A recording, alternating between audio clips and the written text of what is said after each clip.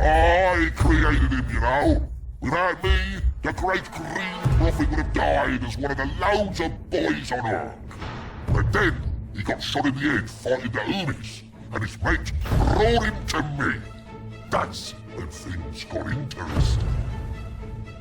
After the improvements, Gaskell Fracker started seeing things. Visions of the green gods Gork and Bonk. They told him stuff about how hard orcs are, and he took over her. First, he filtered the humies off, then he killed any orcs that didn't agree with him. While Fracker was claiming the planet, the star we swung around with a right funny colour like. It was going to blow if you ask me, but Gaskell wasn't bothered. He said that Urk was just the start, and Gork could lend us his ship, so he did. World Killer appeared in the sky. A big old Hulk with plenty of room for all the boys in our gear. Any boy who didn't believe Fracker before, did then. We pulled it up to the Hulk. We didn't know where we were going, but Gaskell did. To war, he said. We're going to war! Welcome back. We will get started on our next game. Surprisingly, people really wanted me to go back and do Armageddon for the Orcs. I thought I was done with this game, but they said, can you please go back and beat this one on hard too, just to have a little better audio quality. And so I will do that due to a popular request here. And then with this, I should be done with the Armageddon series, because that will now be a remake of every DLC that this game has. So if you're unfamiliar with the Armageddon series, they have different difficulty settings that you can utilize when you're starting up a new campaign. On the easy difficulty, you effectively get plus 200% requisition gains. And what requisition is in this game, it's the resource to allow you to buy new units. So that could be buying new infantry, vehicles, or replacing the losses that you end up suffering in combat. Likewise, when your units are fighting and getting kills, they'll get experience. So your units will get 200% experience gains.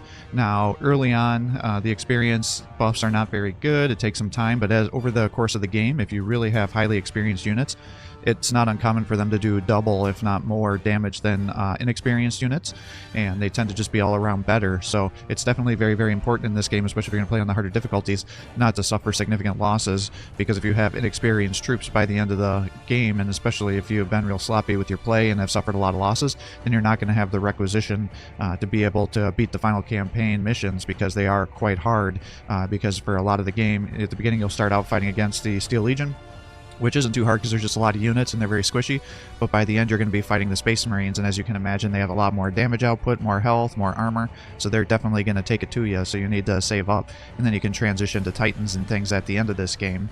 And then finally, the AI suffers a penalty, so its units, if they have a lot of different squad models, it'll be a minus 50, so that makes it really easy to just go ahead and kill everything.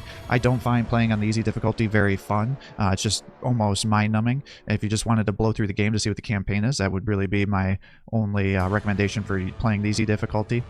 The next difficulty is the normal setting, and this is the default baseline setting, and so effectively you get 100% of the requisition, 100% of the experience, and then there's no debuffs or buffs to the AI, so just a standard setting. The challenging mode, now you start to get penalties, so you end up only getting 80% of the requisition that you would normally, but you still get 100% of the experience, and then the AI units will now start to be buffed, where they'll have 10 additional units per squad instead of losing units like you did on the earlier difficulties. Now on hard, it drops the requisition gains down to 70%, you still get 100% experience, but now the AI will start to have 20 models extra per squad. And this is actually the difficulty I'm going to play on, because I find that it's most balanced on the hard difficulty. The only exception to that, I would say, is if you're playing the baseline Armageddon game, certainly that game is balanced to play on the very hard difficulty, and I suspect that's how they ended up coming up with this scoring system, because you can do that fairly easily as long as you're playing reasonably. And then the only other DLC that I'd really recommend doing on the very hard difficulty, I mean, you can do a couple others, but they're not very fun. But the one that is actually pretty enjoyable would be the Orc Hunters, and the reason for that is because they take away the AI's ability to reinforce.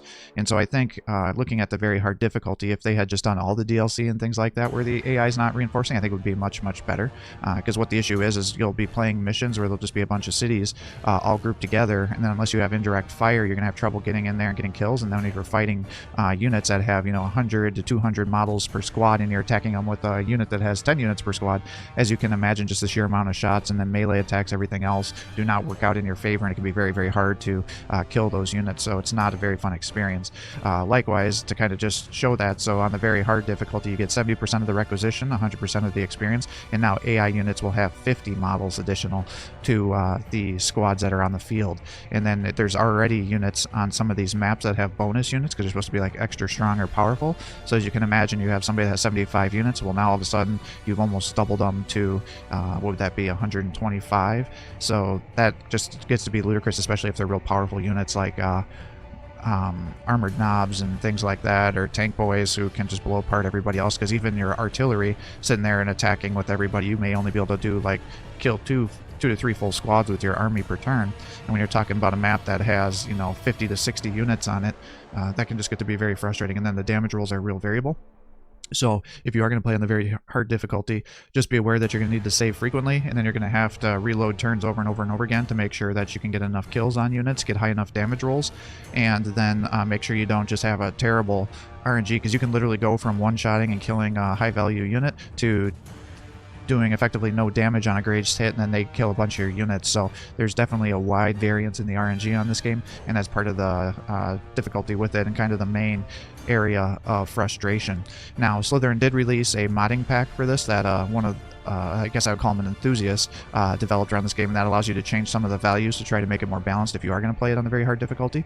And I, in fact, did use that on some of the mods, or some of the DLC. If you're going back to look at my very hard playthrough, like, for example, Vulcan's Wrath, I don't think that's even possible to beat on the very hard difficulty as far as I'm aware. And if somebody has successfully done that, I would really love to see the video of it, because I would want to know how you did it, because I couldn't even make it through like the first 3 missions without using the mod to get through there, whereas that's not an issue on the hard difficulty. It just is a much more enjoyable experience. It's still a little challenging. You get to enjoy the game itself, but it's not a cakewalk, and then you still have to have some strategic play. So with that reasoning, we will get started on the campaign here. And we'll start with the tutorial here. Before the invasion of Armageddon, the Orc forces were united by Ghazghkull Thraka on the planet of Urk. Learn the basics of combat and gameplay in this prologue tutorial campaign. So I am going to do this because it has been some time since I've played an Armageddon game, and that way people who are unfamiliar with it will get to kind of get the basics to understand what's going on as we are going through here. And then pretty much you play through the Armageddon campaign with the Orcs, and then at the end with this bonus act, it kind of recreates history, where it's like what happens if the Orcs had won some of these missions. Then it shows you kind of going against different factions, killing their heroes, doing things like that, if I remember correctly. So let's get started on this playthrough here and see what we can do. And then, like I said, I'm going to play on the hard difficulty. I am going to have Fog of War enabled. It's kind of a coin flip about whether you want to do this or not. I think it actually makes the game harder if you have it disabled. And the reason for that is the AI on this game is very basic.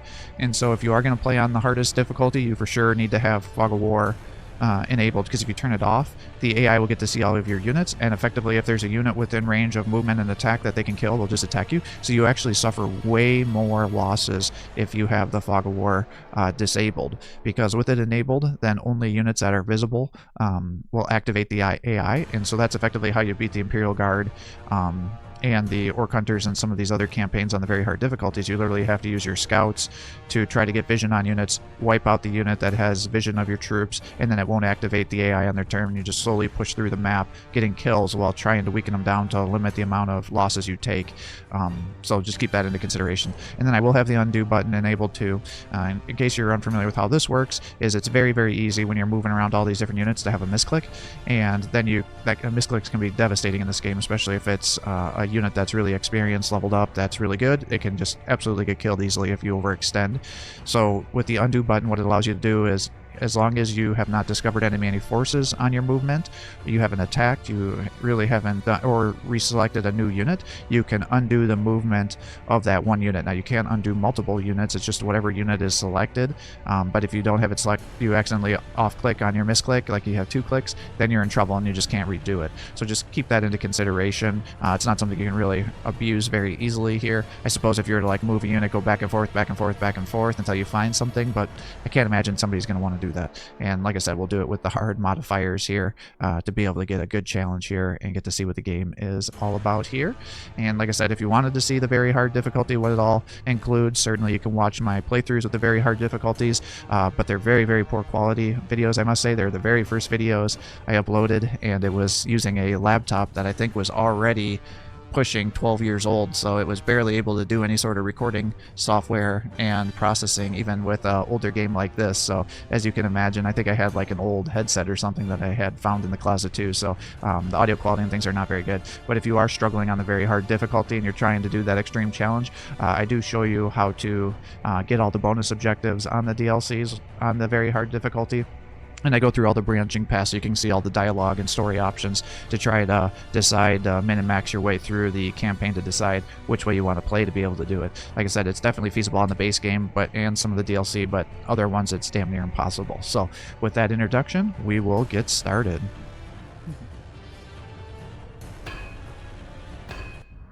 Alright, you grot-loving git.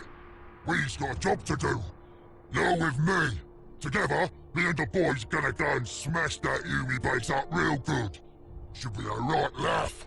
Now you take the boys one way, and I'll take my mobs the other way, and that'll confuse the Yumis, alright? Now get your choppers and your shooters ready. Let's go and make some Dakar!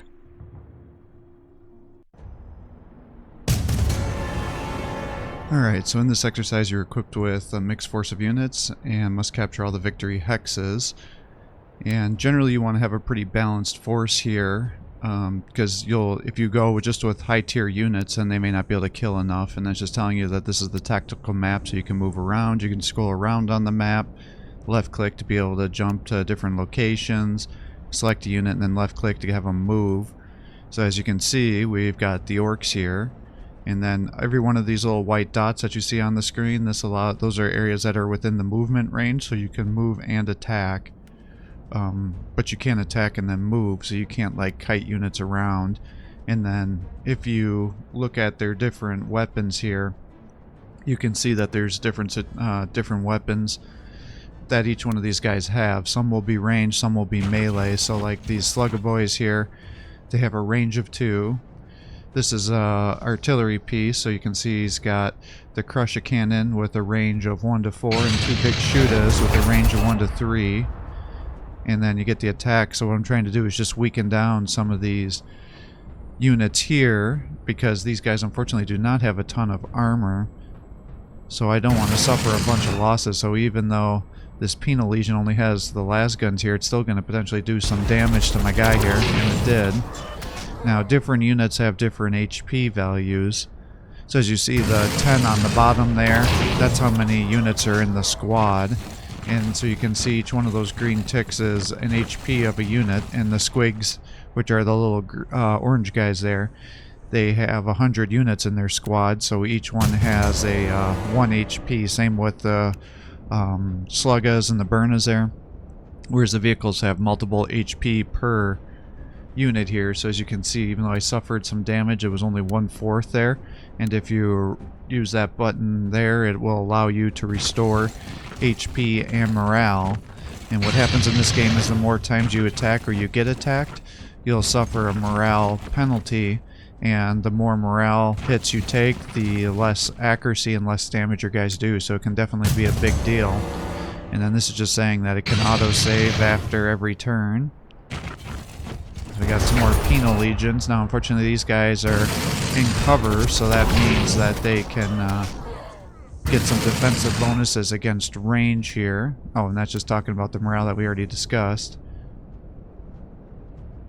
So unfortunately it looks like I'm going to suffer some losses fighting these guys.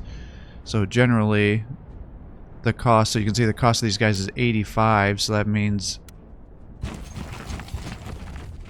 you can kind of do some math here. So these guys are 100 and cost 120, so it's barely over 1 requisition, which is what those gear icons are, and then the T for just a generic score for how well you're playing. It doesn't have any effect on the game, but as you suffer losses, you can end up purchasing new units. And then these are everybody that I have available. Ultimately, I'd like to get some knobs with the big choppers there because it has the leadership ability, and that's what that banner was indicating. And what you do is anybody that's around the banner will end up getting some morale regained every turn. And so because he's behind the weapons, my cannon here isn't considered indirect fire, so it can't shoot over the mountains to attack that Penal Legion. And as you can see, I just refit there, and it cost me some of the requisition. Now you get a little bit of requisition every turn at like set amounts. And on this game, if you're trying to min-max things, you definitely want to run the turns down as much as you can so you can get that per turn requisition as much as possible, so then by the end of the game, when you're using more expensive units, you can restore their losses. But as you can see here, the Squigs not only have so many attacks because they have 2 attacks and they have 100 models, but they're dirt cheap, so it's fine to suffer losses there, weaken down other forces, because I'd much rather spend, you know, 20 requisition restoring them instead of hundreds of requisition restoring my vehicles. And then when you're reinforcing, shoot. Alright, so that one luckily has a flamer, but he will do a lot of damage, and he's a good scout, so he's really good at devastating infantry. Now thankfully, because of the tutorial, they're not aggroing on me. So we'll take this out, but what I was going to say is when you're suffering losses and you're reinforcing, what it'll do is it'll take a proportional amount of your experience away. So you don't want to just arbitrarily be mindlessly causing losses to your units, because you only get experience when you kill the AI's units, and you really want to get as much experience as possible because it really increases their accuracy and the amount of damage that they can do. Now you can see, like, these guys have the death roller in addition to the crush a cannon, and the other one had those grabber claws, so it's like you want to have them close so they can end up getting all the attacks that are possible with minimizing the damage you're taking in response here. But as you can see, the color changes are starting, so my guys are dropping in morale the more we're fighting here, whether we're suffering losses or not.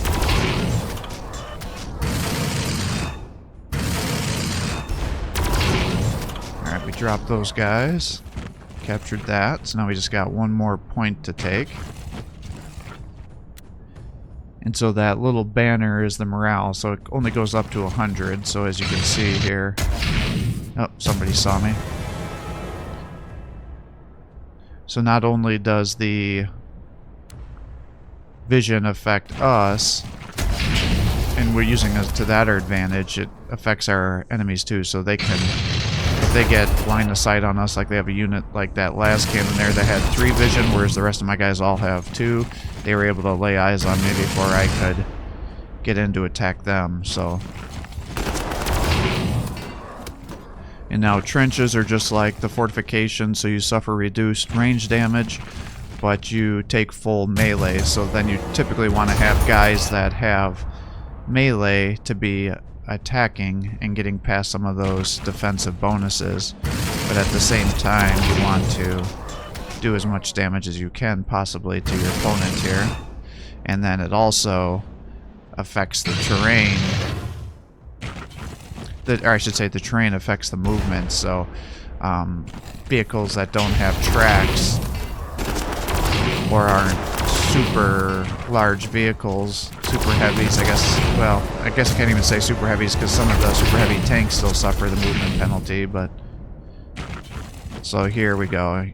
Now, you know, every 100 points is a level. So I don't think I get to keep these guys after I start the real campaign, so I don't know if I necessarily have to min-max the requisition gains, as you can see, because I'm already up to over 1,000. But we'll just blow through the campaign here. But ideally what I would have done is just wasted 4 turns to get 4 additional turns of requisition if I was really trying to get the maximum here. But as you can see, we killed everybody here. And we'll get our next briefing.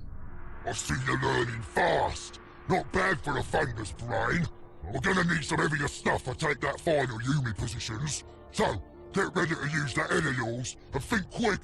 If you can't handle it, I'm sure you can still make use of that head of yours and bash it against the human defences. Ha ha ha! Alright, so in this you'll be fighting against Imperials who are going to be defending with supporting fire. And now we have a mission where we can finally be selecting better units. So I'm going to redeploy our guys here and get some different units. I mean, I know they're trying to teach us about having the best mixed squads to help us, but what I'd rather do is have units just get experience. Now, you can change vehicles or infantry within units of the same type. So these guys are in the vehicle category, so I could convert them back and forth with just the cost of the unit, and then they'll keep the experience. And so like these Burna boys here, I'm going to turn them into the knobs. That way we can start restoring morale here. And I can get an additional unit. That's what that tank icon in the upper left-hand corner is telling me. And now I'm down to 235 requisition. So I think what I'll do is I'll get some more knobs here, because I might need to have one stay by the vehicles and one stay by our squigs. And if we're going to have support fire, then that cannon's the only thing we have that's going to be able to outrange the support fire units. Because how support fire works in this game is anybody that's next to a support fire unit, the support fire unit will attack first. And now we want to definitely kill that, because what sentinels are, so here's the support unit, so we just killed it directly. And then we have some scout snipers over there. I guess they're ratlings. The Space Marine variation is the scout sniper. And so we just want to start clearing these guys out as much as possible. Now the ratlings have 4 vision, so they're, in addition to, you receive some reinforcements by okay, so it's just telling you that if you complete bonus objectives you may get bonus units, but I don't think you get any bonus units on the tutorial.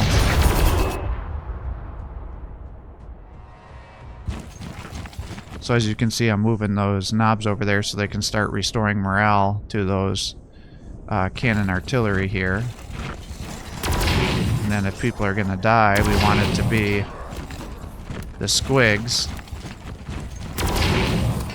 And now these knobs, they have 35 units, but each one has 2 HP because they're becoming stronger. So we're just going to try to advance, but as you can see, even though these guys have tracks, the trenches are still affecting our movement abilities here. It's like, just keep sacrificing the squigs here as we're advancing. Because interestingly, this is actually kind of a challenging mission. I think it's probably the hardest mission in the tutorial. And so it's just saying, yeah, just remember that you should focus on the support fire first. But the reason this mission is actually hard is because, yeah, not only do they have all that support fire, but we have pretty crappy artillery right now. And so like that salamander, that's another scout just like the sentinel. And it also has a heavy bolter on there that actually does significant amounts of damage, so it's definitely a big issue here.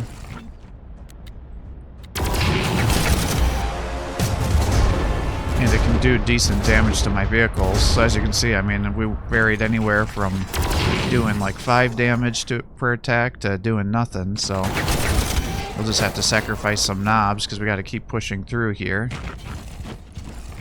But yeah, they have a really good support fire, and they have snipers hiding in the trenches on the sides here, so it's like they can get vision on us, and then they all have supporting fire. But what I recommend, especially early on, is these squigs can do pretty decent damage. and they're dirt cheap, and they can actually get some decent kills, even though I'm suffering losses pretty regularly with them. And because there's so many models, the AI does calculations and says, oh man, if I attack these guys, I can kill 20 models instead of taking out, 4 knobs, even though the knobs are going to be doing more damage and are more expensive. So it allows you to utilize them as fodder and just bullet sponges to aggro the AI to attack you. Oh, okay. I thought there was going to be guys in these trenches here. Oh, there's some support fire. I think all the support fire have vision of 3.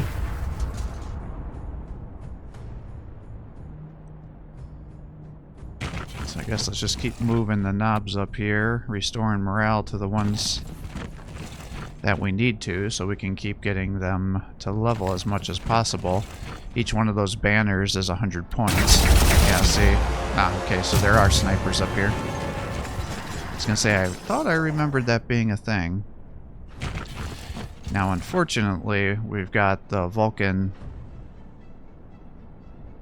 Super Heavy up here. This is actually one of my favorite units when I was playing as the Imperial Guard, and I definitely like using them for a large portion of the campaign until you start getting better units, because they have decent armor and they have a ton of shots, so they're actually really good at taking out infantry. And they're also powerful enough that with that Mega Bolter that they can still do damage. So as you can see, I'm freaking taking crazy amounts of damage, so I'm sitting here having to save scum to try to keep my tanks alive while getting shots onto these guys. And I attack with everybody, and I just take out one of the freaking vehicles. So it's like, alright, well, if I do this, you'll have a defensive bonus. Alright, we're down to 1. But I just don't have a good anti-vehicle weapon right now. Alright, so we took them out with those guys, so that works. We'll have the squigs maybe come down here. Maybe because everybody's already moved, we just kind of wait. But I have to advance at the same time, because we got to clear these guys out up on top. So I don't want to stall too much. But I also don't want to aggro the guys that are in the trenches on the bottom. But maybe I'm just going to have to do it.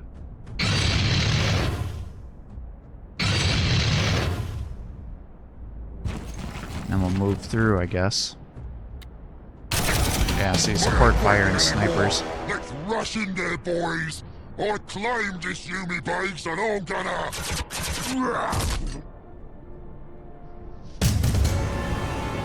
Well, I guess we know Gazgul Thraka must have been in that group there. He just got his brains blown out. Let's see, we got some penal legionnaires there.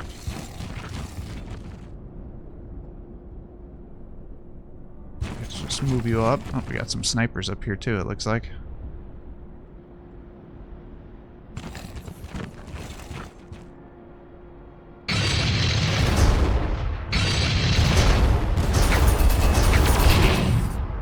Well, I guess we're gonna just attack them. I don't really like taking these losses.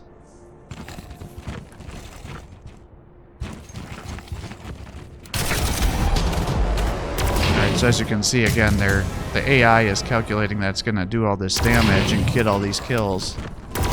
So it's focus firing down on my squigs, which is excellent for us. Shoot. So he's got a Medusa artillery piece here. So that's a support fire that has indirect fire.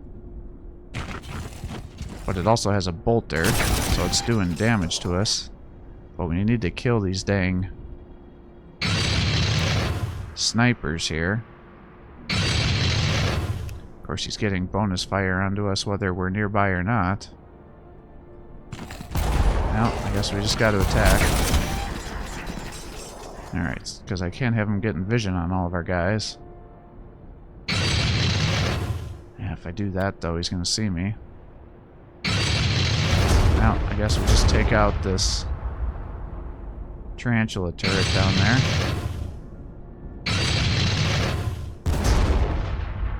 Try to keep our guys protected. Got 4 turns to take out the Ogrins and the vehicle, I guess. Alright, really messing up our poor squigs here. Alright, Medusa's down. Yeah, Ogrins are actually pretty powerful. They have, with their Ripper guns, they can do good damage. And they also do decent range damage as well at a range of 2, so you just gotta be careful. Gonna get everybody start restoring morale here. I don't think they're gonna aggro onto us. They may shoot, but I don't think they're actually gonna move out. Alright, didn't actually come for us. But they also have decent amounts of armor, so as you can see, my poor artillery pieces here are not doing a ton of damage. They have multiple HP per unit, so while I'm doing damage, I'm not getting significant kills. We're running out of time though, so I better kick it in the pants here to get some kills going. I think they're going to do enough damage that we should just finish them off here. Take that.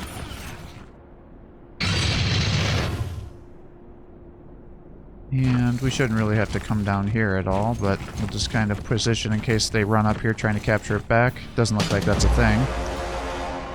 As you can see, he's got more tarantula turrets and las cannons there. Well, what do we have here? Your mate, is he? Ha! Poor old Tracker. Got a massive hole in his head, alright. I'll take him, but it'll cost you some teeth. Got an experiment I want to try out. I need some wire, some scrap, and a fresh squig. Time to get busy. I like you. You've been with me ever since I got this hole in my head. And then after the mad dog welded it back together. Now the green visions have got stronger. Gork and Mork have been talking to me. Telling me I've got to go and smash some big Yumi world. You're gonna come with me. I'll make you one of my Uber knobs. But first we gotta get Urk in my power. The Yumis are all dead, that's good. But the bad moons need us spanking too. Who in Gork's hairy backside do you think you are? Gascal Thracker? What kind of name is that? Sounds right poncy to me, Goff. You were nothing but a snot half a year ago. And now you got that metal plate in your head, you getting delusions of grandeur? Urk is mine, Thracker. And you and your crappy Goffs ain't gonna take it from me. Kill him. Take everything. Urk is just a start. I have foreseen it. Alright, so in this exercise, you'll be using your orc forces racing against the enemy to complete your objectives. While your force is well balanced, the enemy's is not. Capture all the 3 bad mood fortifications on the lower part before you lose your 3 orc camps on the top to win. So, kind of an interesting mechanic here. I don't know if my force is really that balanced now that I've been making these changes here. But as you see, we've got multiple trench lines, and then they're going to be assaulting us. And we just got to hold the lines while we push through all of his trenches. Looks like we can get 3 more units here. I'm quite pleased with the squig strategy. I think we'll probably continue that. Our knobs are starting to get some experience. Actually, ironically, even with all those deaths that the squigs were taking, they're actually gaining more experience than our knobs are. Yeah, so the Big Choppa has less attacks, but has more armor piercing. They have more armor, a lot more initiative. So maybe what we'll do is we'll just turn the squigs into the knobs with the Big Choppas.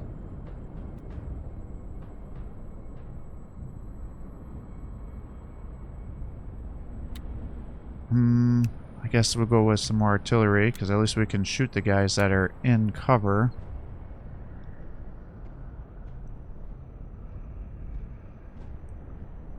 We gotta get through 3 different trench lines. We still have 1,500 requisition.